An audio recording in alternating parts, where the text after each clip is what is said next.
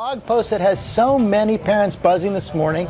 It's a mom's very stern, open letter to girls who post sexy pictures on Facebook. ABC's Abby Boudreau has the story on the debate it has sparked. Don't mess with this Texas mom. Kimberly Hall from Austin posted an open letter on her blog asking female friends of her 3 teenage sons to stop posting sexy photos on Facebook.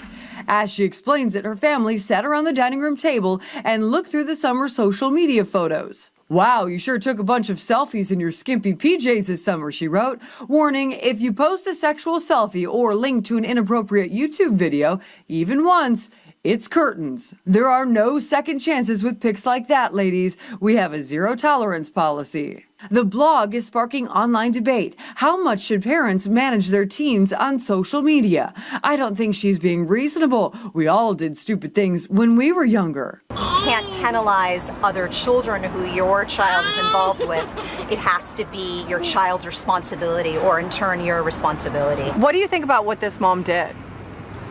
I think it's commendable that she would stand up for her son. On her blog, Hall says if you're friends with a Hall boy on Facebook, Instagram, or Twitter, then you're friends with the whole Hall family. And California mom Diana Wagner agrees with Hall's approach and goes even further, monitoring her 17-year-old son's Facebook, Twitter, Instagram, Vine, even his cell phone. I wouldn't say extreme, like we're standing over him. I mean, he does have freedom and privacy, but we do try to help him understand that it's a dangerous world and we just want him to be safe. For Good Morning America, Abby Boudreau, ABC News, Los Angeles. A lot to talk about there. Let's bring in parenting expert Tammy Gold. Thanks for joining us, Tammy. What do you think? Thank you for having me. I think on the whole, it's a good message. It's showing a mom who's involved watching social media, and someone who's saying, let's have some teenage self-respect, boys and girls. Yeah.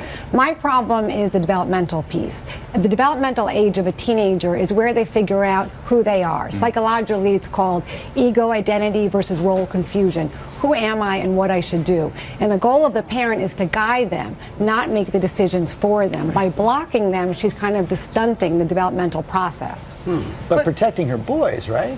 She's obviously protecting them, but she can't go around, shielding them from everything. Her goal as a parent is to teach them right from wrong so they can protect themselves. So do you have a conversation with them? I mean, so what's your answer to that? Oh, absolutely. What she's doing is great in that she's starting dialogue, but she can't finish the dialogue.